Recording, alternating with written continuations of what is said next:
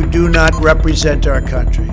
And to those who broke the law, Sederalun, Presiden Amerika Serikat Donald Trump mengakui kemenangan Joe Biden di tengah kritikan tajam yang tertuju padanya akibat responnya mengatasi kerusuhan di Kapitol Amerika Serikat pada Rabu 6 Januari lalu. Trump tidak menyebut nama Joe Biden atau memberi selamat kepada saingannya secara langsung. Meski Trump tampaknya menyerah dalam upayanya untuk membalikkan hasil pemilu.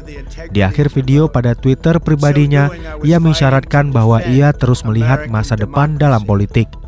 Video itu merupakan video pertama yang diunggah Trump sejak akunnya dibekukan oleh Twitter selama 12 jam.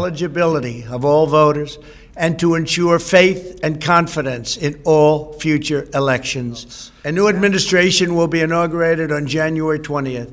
My focus now turns to ensuring a smooth, orderly, and seamless transition of power. This moment calls for healing and reconciliation.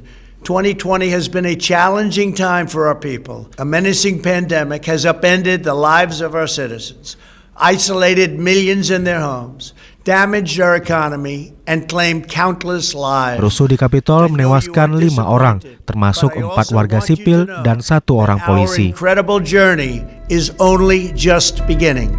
Thank you, God bless you, and God bless America.